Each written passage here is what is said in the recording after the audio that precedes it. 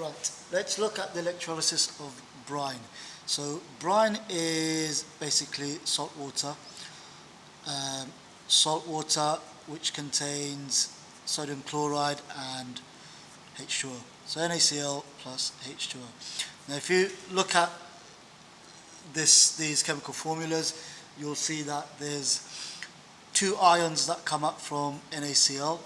You should be clear about that. You've got Na plus and Cl minus, but also there's two ions that you get from water, which isn't so obvious, but it is there.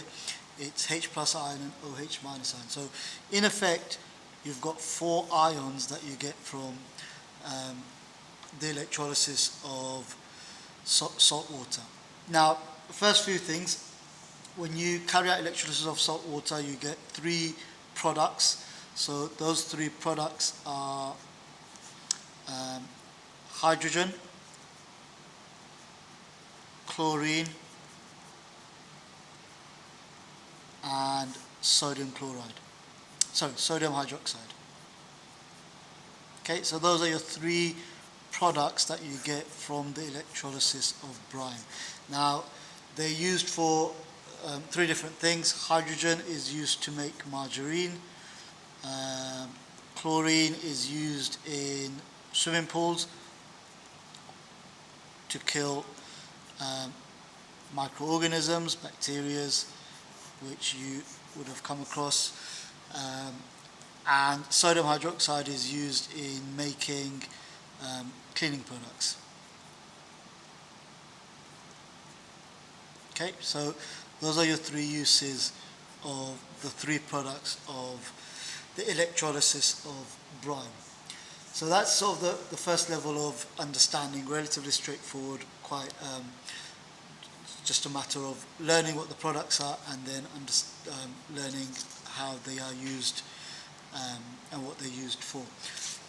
Now we need to look at the electrolysis process. So if you took just the basic reaction, the electrolysis process of brine, and you've got your the electrodes, you've got your positive electrode and negative electrode, and then you've got salt water. So here you've got salt water, which is brine.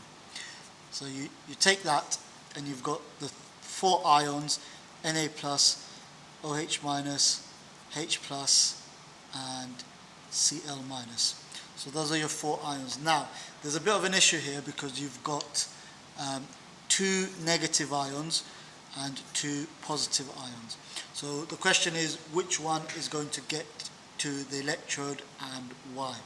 So first of all, these two negative ions, one of them ends up going to the electrode and it is the chlorine, and with the two positive ions, the hydrogen ends up going to the negative electrode. So what you then do is, from the anode, the chlorine ions go to it and you end up making chlorine gas, and for the cathode, hydrogen ions go to it and you end up making hydrogen gas. Now you need to be able to balance these two half equations. So again, to make chlorine gas, you need two chloride ions, and each chloride ions will have to lose this extra electron that they have. So in total you lose two electrons. So that's on this side. So that's what's happening at the anode. And the cathode, again, you've got to make H2, you need two hydrogen ions, and they will need to gain two electrons because the positive means it's lacking in electrons. So you need to add two electrons, and then that is your half equation for the cathode. Okay, so these are your two half equations. The other question is, why does sodium not go to the electrode and hydrogen does? So basically, the more reactive an element is, the more reactive the element is, the more chance, the bigger the chance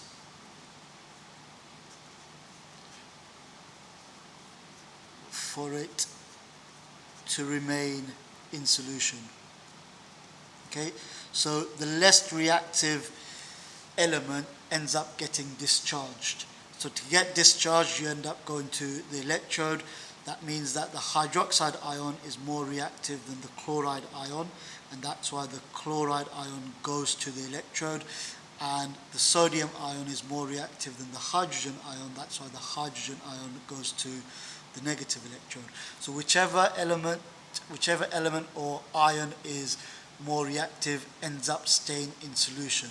So the last two ions that are in solution is Na plus and OH minus, and then you end up getting NaOH, which is sodium hydroxide, and that's your other reaction that is happening. So you should be able to see that there's three products that you make from the electrolysis of brine, and then you need to understand that the more reactive element ends up staying in solution, the less reactive ends up getting discharged. Now, as the electrolysis happens, what's happening to the solution is, because there's less and less hydrogen ion in the solution, that means there's more and more hydroxide ion in the solution.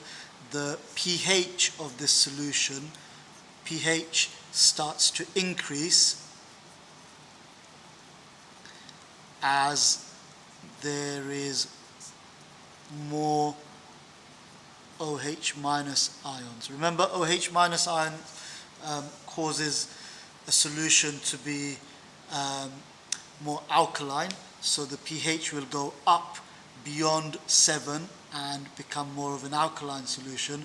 So that's the reason why the pH of the solution over time will change, because you lose the H plus ion. Remember, H plus ion causes a solution to be acidic. The more H plus ion there are, the more acidic the solution is, the lower the pH. So that's another point that you want to understand. That's it.